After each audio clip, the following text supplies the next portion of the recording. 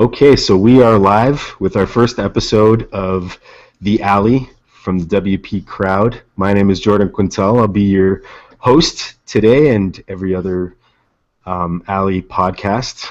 We've got a great show today lined up. We're going to be talking about web accessibility in the higher education industry. We've got two guests with us today.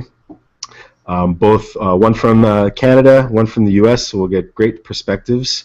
We've got Mike and Rachel. I'm going to let them do a quick intro, and we'll get started. So we'll start with Mike, since he's my fellow countryman. I'll see how it is. Sorry, Rachel. I'm Mike Corkum. I work at Carleton University in Ottawa, Canada. I'm the senior web developer there. Awesome. Hi, I'm Rachel Carden. I work at the University of Alabama, and I am a web developer in our Division of Student Affairs. Awesome, awesome. Now, do you guys strictly do web development, or is there any design aspect of the job? I do everything. So okay. I do all the design and all the development. Okay, great. So then at least we should be able to get from the perspective of the developer a little bit of perspective of the design. We've got Canada, we've got US. It should make for some interesting conversation. I don't do any design. Well, I do some design, but I do it very poorly. We have our manager. Our manager is the primary designer here, and he's very good at it. So we're just happy to let him do it. I do most of the programming with another guy on my team. Awesome, awesome. Yeah, I don't do design either. If you hand me a blank canvas, I will return with a blank canvas, and that's just the way I roll. So I can't hate on anyone that doesn't do design. But it's great. I appreciate you guys being here with me today. Hopefully that we can bestow some knowledge on our guests today. On our viewers. This is my first podcast hosting gig, so bear with me. I may be a little bit rusty. I may say a few words that don't make sense, but I'll get better at it. And next time I'll probably have a shot with my espresso to loosen me up a little bit, but I'm okay. I'll keep the nerves at a bare minimum. So we'll just jump right into it. We've got a couple of questions set up. We're going to keep it nice and streamlined, and we'll try and throw in some conversation in between. But the first question I have, and we'll start with Rachel, since I introduced Mike first, it's only fair. I see how it is. Mm-hmm. I'm trying to play fair here. I can't play favorites because you're in Canada and Rachel's all the way in hot Alabama, and we're here freezing our butts off. So Rachel, how has the emerging movement of web accessibility impacted the higher education industry from your perspective or from your organization? Well, it's definitely become more prominent in our discussion, and which is great. What's interesting is that in higher education, we not only think that accessibility is important, but for us it's also required by law because we receive federal funding. But this law has been in place for a while now. I can't recall when exactly, but it's Section 508, and but it hasn't necessarily been at the forefront of importance or priority, at least not for most places that I've worked. And but now, thankfully, we have seen this emerging kind of boom of discussion, which is awesome. And I don't know if it came out of higher ed. That would be great to claim if we kind of help this boom occur, but because we have to do it. But it's affected. I mean, on the one hand, you could say it's affected our industry in the sense that it's you could say it's more work, but it's changing the way that we look at our websites, and it's changing the way that we think about our websites. And our site should be accessible to all users. Definitely. You could look at some things that just like devices and screen sizes as accessibility, but Section 508, we want to make sure that people that have to use assistive technology to view our websites have the same experience as anyone else. And thankfully, with this boom, it's becoming at the forefront of discussion here on our campus, and we actually just approved funding for an accessibility plan to help all the web people on campus meet accessibility standards. Where before it wasn't a priority, and now it is. And so we are in the middle of that process, and I think we just finished receiving like RFPs for different tools, and so it's really exciting now on our campus. And I give really big props to our Rachel Thompson here, who's our Director of Emerging Technology and Accessibility, for leading that charge and kind of bringing this to the forefront of what we do here on campus and how we think, because it's all, our websites are all for our users, and so, making our sites accessible to them no matter how they view them should be important. Those are some great points, and I mean, if we think about education in general, education should be accessible to anyone that wants it, right? If somebody has the urge to learn, no matter what their capabilities are, they should be given the opportunity to do so. And so I think that the web plays in to the factor where, if people want to look into what the school is offering or what the school is about, if that website isn't accessible, then that may not meet the needs of the person that's interested. And so it's great to hear that you guys even have somebody in charge of accessibility. I think that's that's a big step forward. Somebody that's their job is to focus on making things accessible for people, which I think is definitely a huge plus. And so that's great to hear. How about you, Mike? What do you think? Well, just a small bit of background. Before I worked at the university, it wasn't even something that I thought about. But in Ontario, or in Canada, specifically Ontario, we have an act called AODA, and it is an accessibility act, and it affects sort of all levels of public institutions, not just web. I mean, it covers all sorts of stuff, but web guidelines specifically say that we need to meet certain levels by particular dates. So when I started here, it was sort of, this was just coming in, and it forced me to learn it super quick, because by I think it was January 1st, 2014, we needed to be all level A. By January 1st, is it 2020, is double A, I believe. So I had to learn super quick. So it has impacted pretty much everything about the development cycle. It affects design, it affects how you approach programming, it affects how you think about programming, and more so on the front end, but there is back end stuff that you have to consider as well. So it's been a huge impact, and my hand was sort of forced to learn it because of this act. But I think that that's a good thing. I think that it's, Troy, I can see you putting on your, yeah. Special guest on today. That's my coworker, Troy. Hey, Troy. But yeah, everybody, where was I? I lost my train of thought. But it's, the AODA Act sort of forced our hand, but I think it's a good thing. I think it's, the way that it's changed my thinking in how I develop, I think is a very good thing, and I think it's a very important thing, and it's good to focus on that. Would you say that in learning accessibility and understanding it a bit more for the web, that maybe you have almost a better understanding of usability as well, or maybe you think about usability in a different way? Because I know most people, standard usability, they're thinking about like web or mobile interfaces, and they're not really thinking about accessibility as another stream of usability. Do you guys feel that that's, that your thought process in terms of how you conceptualize usability for your sites has changed? Is that a fair statement? I think that's a really good point. I don't even think I've ever thought about it like that before, Jordan, but I think that you're right. I think it's hand in hand, really.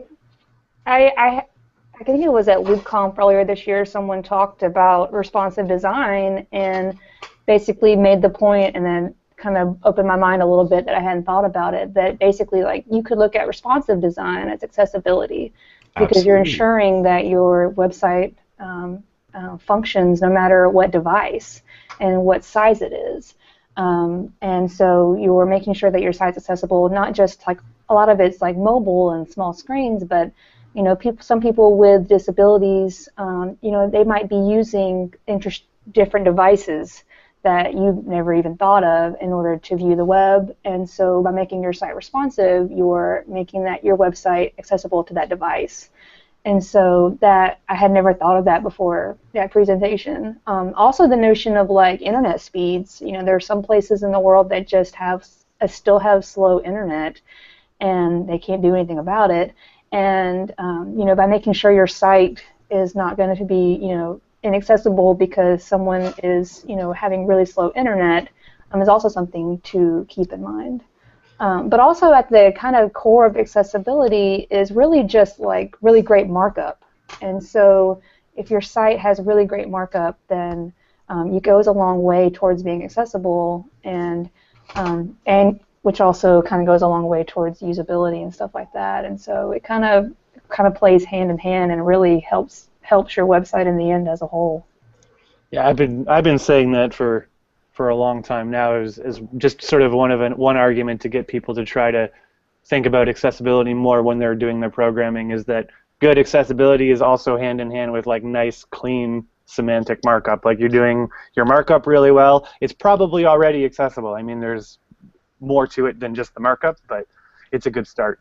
It's a very good start, and then the rest is like the rest is just kind of going in and it's other small details. If you can start with a good base of just really great HTML and stuff like that, then you've gone a long way. Mm-hmm. Absolutely. I think Rachel did bring up a great point in terms of even considering places that have slow internet speed. We were actually debating that on the WordPress core accessibility Slack channel, and some people weren't too sure how they felt about considering areas of the world that have slow internet connection as an accessibility concern. Me personally, I think not only is the user definitely will have accessibility needs, but I think environmental, even things like you were mentioning mobile, right? That to me is kind of a, for some people can be accessibility related. I know that they've been doing a lot in terms of tablets, trying to get tablets to work a little bit better than the standard computer for specific users. But yeah, I mean, if you've got a slow internet connection, that to me is an accessibility issue. Your website isn't, if it can't still properly operate in that scenario, then you've still lost some usability, definitely. And so I think it's an interesting discussion to think about not only the user but the environment as something to look for in when you're building accessible websites. And it does most definitely force you to kind of be a better or cleaner a programmer or code writer in general. So it not only does it help you kind of understand usability, but I think it also encourages people to be better programmers in general. So it kind of overall, from what we're talking about, I think you guys can both agree that it has had a positive impact on your respective organizations in terms of what they're doing and how they're approaching it. So that's definitely great to hear. We'll move on to the next question, and we'll keep it very simple. Why do you think web accessibility is important? I kind of touched on it a little bit earlier, but what do you guys think? I mean, specifically for my industry, higher ed, or just web development in general, I mean, the internet is so integral to everyone's daily life. All our information is coming from there, especially for programs at the university. Admissions information is mainly online. Everybody goes online to get their information nowadays. So it is so important that everybody is able to access that, and everybody is able to access it easily and quickly and clearly. So for me, that's why it's important. So you guys have your entire admissions process online? Like if people wanted to sign up for a program, they would do that through the website? All of the information is there. So okay. Some of our core systems are handled by a different department. I just handle the public-facing stuff, which are public-facing websites, which are largely informational. But I mean, you used to get pamphlets and calendars, and that stuff is so drastically reduced nowadays because everybody just accesses it online. Okay. I mean, when's the last time you called somewhere and said, "Hey, can you mail me a pamphlet?" I'm not sure that happens anymore, right? Because the web is so integral. I think only people that are like trying to get into drug rehab still get pamphlets. Yeah. Oh, can you fax it to me? That'd be great. Fax? People still use fax? Also, so you touched on earlier just the notion of just the fact that we work in education and we do this because we want to be a part of educating people, and so we want to provide this education to everyone. And so just if your website where your educational components and all your information is living is not accessible to, say, someone who's blind or deaf, then you're pulling that education away from those users, and you're making it unavailable to them, and that's just not right with me. I shouldn't be right with anybody. And there's a reason that these laws exist, and so a lot of there's also kind of what Mike touched on, is that nowadays a lot of applications and forms that we have are moving to be online. But even before they were, I guess, technically an online form, a lot of our forms are just PDFs that print out, which aren't accessible either. And so and I'm discovering we have a lot of policies right now that live in PDF documents that are inaccessible. And so we're about to do a big PDF audit and hopefully fix that. And so there's just a lot of what is obviously really important information for our students and for our faculty and staff, and for anyone who either wants to learn or wants to be involved here or wants to pretty much do anything. There is a barrier there for people who have disabilities and can't see your site. And so there's also a lot of really internal things, like in education we have a variety of variations of intranets here. We use Blackboard, and we use something called My Bama, which is a banner product, and and that's where students have to go for everything. They have to go there to My Bama is students and faculty that we use and staff to get any kind of information about the university and sign up for things and do leave reports and all this stuff. And then Blackboard is where they go to submit homework assignments and get grades and all that stuff. And if it's not accessible, then that's basically taking away a lot of stuff for anyone on campus who has disabilities. I think that's a great point. I mean, not only should the information on the school website be accessible, but yeah, things like Blackboard or any student type of portal, right? Like once you've, that student that may have a disability, once they get enrolled, you definitely don't want to make it difficult for them to either access, documents that they need for classes, get their grades, stuff like that. So I think that's another great component, I think, to bring into the mix.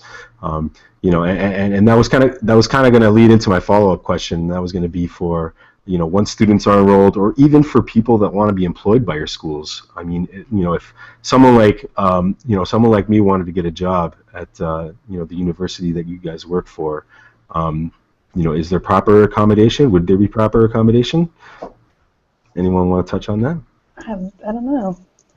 Like for the job, okay. for the application process, or just when they get the job and they're here? I mean, if you don't fully know that I don't. I don't expect you to know the ins and outs of, how employment works, but just in general, and like from your experience of working there, would it be fairly accessible for somebody else to kind of want to work there? Like if I wanted to be a teacher?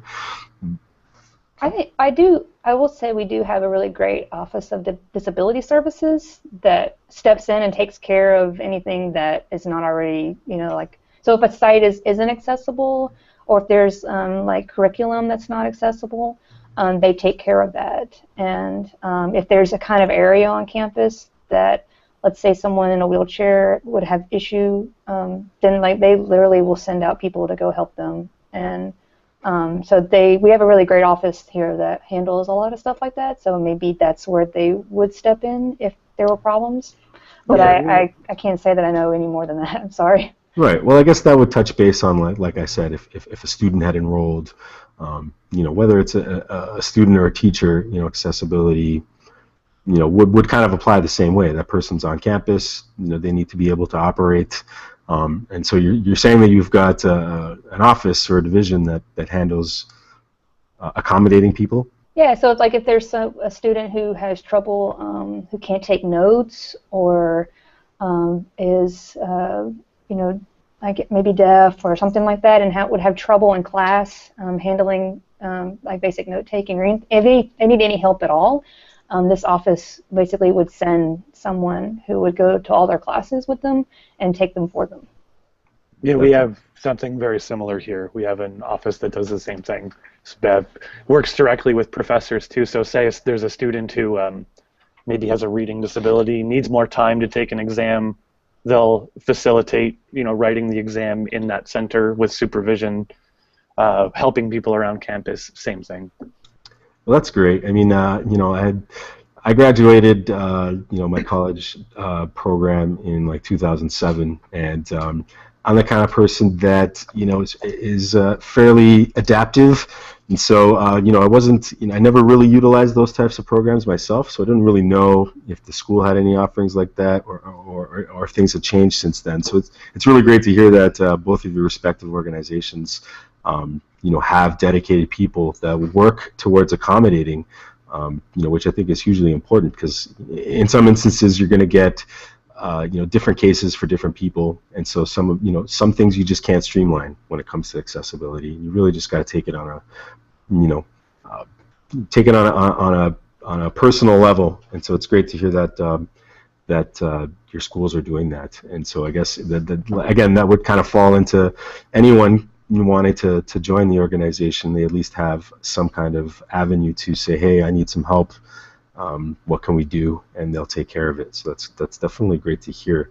Along the same lines, in terms of web accessibility, could you guys maybe shed some light on what your respective organizations have done to kind of push that forward? And it could be implementing a new process, you may be purchasing some software or hardware. Could you guys shed some light on that? Sure. So we redid all our templates, obviously, so that just the base of the code is accessible, but we don't specifically deal with content entry. So we have some training that we offer to departments when they're entering content around accessibility guidelines and best practices. We also have some automated tools that we use that scan sites and look for accessibility errors. One specifically is Site Improve. We also use the simple ones like the Wave Checker and a little JavaScript bookmarklet called Squiz. They're not perfect, but they do find, if you have like a major error on your page, they find it, and they don't report everything, and obviously they can't find everything, so we also have to do accessibility audits on code. Yeah. Okay, so it sounds like process and training. So process, training, and tools have been implemented, which is great. So it sounds like you said you were at the University of Ottawa, right? No, Carleton University. Oops. My wife went at the University of Ottawa. Carleton, right? Okay, so it sounds like Carleton has definitely implemented plenty of things to kind of encourage accessibility. And I know a lot of the on the Ontario side, a lot of it has to do with legislation, but hopefully, a lot of it was geared towards kind of just making things easier for people. So and it, like I said, initially it was, our hands were sort of forced into making everything accessible. But as I started doing it, I started realizing how important it is, and we're trying to be champions of accessibility within higher education in Ontario, just because we see how important it is. And our sites aren't perfect, and we're still learning stuff every day. There's something that I thought was perfectly accessible, and then I read something and I'm like, oh man, okay, well that's not good, so I got to go fix it. But it's a constant process of checking and evolving and trying to do our best. That sounds awesome. How about you, Rachel?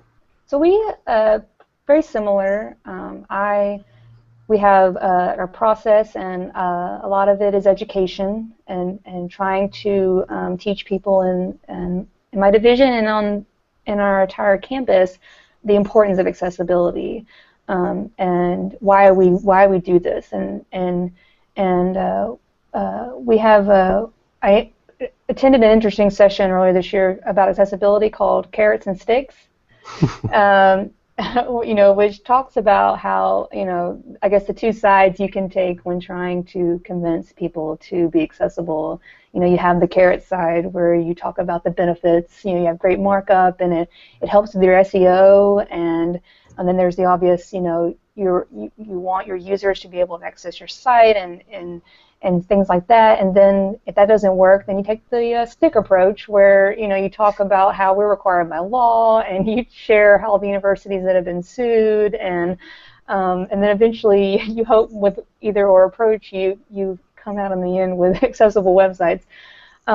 So we definitely have a lot of education happening on our campus right now, and I try to share it as much as possible. And I think once you have that first discussion with a lot of people, the light bulb turns on and they're with you.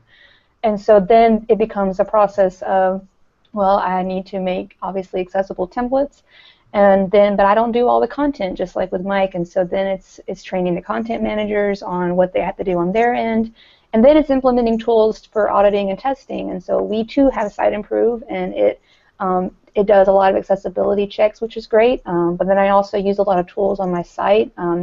I use WebAIM, and there's a pseudo new JavaScript tool that's really cool called Totally, and which helps with some basic testing while you're building out your theme. It's really just the JavaScript file you put on your page, and then it gives you this nice little button that you click, and it kind of walks you through some very basic accessibility stuff and can really help you. And so there's a lot of tools out there that range from very basic to very extensive, that can help you.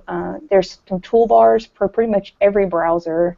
There's screen reader add-ons you can get for pretty much every browser. Some are better than others.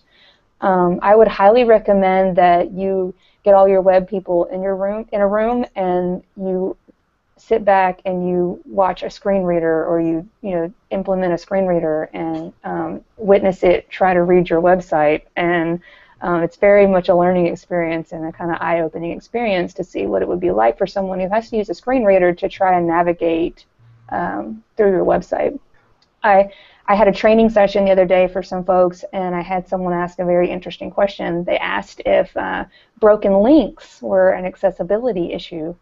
And I told them, I don't think, maybe not technically according to standards, but what can you imagine if you had to use a screen reader to navigate a site, and you finally got down to 3/4 of the way through a page, and you finally found the content you were looking for, and you clicked on the link and it was broken, and you had to go back and do it all over again. So yes, definitely broken links are a part of accessibility, and even misspelled words. If the screen reader doesn't know how to say a word that's misspelled, then that's part of it too. So there's lots of, and then all this kind of comes back to site quality. You want your site, you want your site to not have misspelled words. You want your site to not have broken links, but maybe you don't realize just the effect these things can have on some users. Those are some very great points, and from what it sounds like, on both the Canadian and the U.S. side, universities have been actively training their staff or their web staff into learning accessibility. They've been training their content people.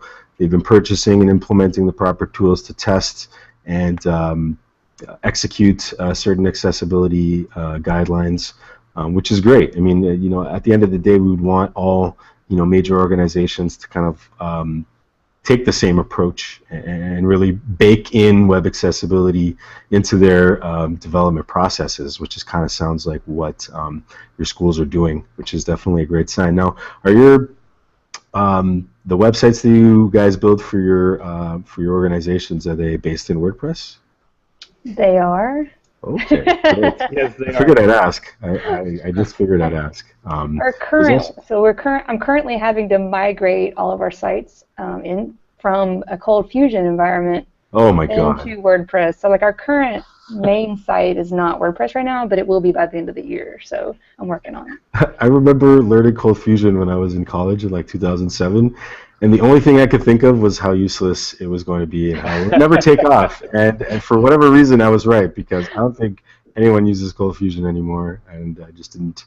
It didn't make sense to me at the time. So that sounds like a very fun project you have on your hands. Fun is one way to describe it. Yeah. So there is one tool I'm sure you guys have heard of. It's called TenonDo, and it's actually a API-based tool. And interesting enough, at WordCamp Toronto, I can't remember the individual's name, but he was also working for a school, and he had actually taken the API, TenonDo API, and worked it into WordPress so that if any other developer or any content manager wanted to publish a page, it would run through the respective accessibility tests, and it would flag if it wasn't fully accessible. It would say, hey, you can't publish this. WordPress is just going to say, can't publish, go back, make it accessible, add your alt tag or whatever it is, and then hit publish, and it would kind of push through. So I thought it was an interesting method where it was, it wouldn't even allow you to push something live unless it was run through a test and it actually passed those tests. That would be amazing. That's pretty cool. Do you want to give me more information? Yeah, absolutely. Yeah, great. Yeah, like I said, it was TenonDo. It's not a free service, but their monthly plans are, really affordable. I think I pay like $30 a month, and you can take the API. Like I said, I don't know exactly what, and I wish I had the guy's name now. I feel like such a doofus, but he literally baked it into WordPress, the API. That would be because literally that is the biggest problem that we have is people who don't understand accessibility or who don't. Well, I mean, to be fair, they don't need to understand it as well as we do. Right. Who are they just need to follow it. They're tasked with creating content on pages, and they don't understand that. That is not accessible. It's just not something that occurs to them. So to have the ability to say, oh, you can't publish this because it has this error and this is why, I mean, that would be fantastic. Yeah, you know what? I'm going to try and find that guy's on my Facebook. Like I said, I can't remember his name. I will find him, and I will put you guys in contact. Yes, please. When he told me, I was just like, wow, this is what I like to hear, because now it's keeping people in line, and I think it's maintaining accessibility is the tough part. I think that you guys probably both experience when you hand it over to somebody else.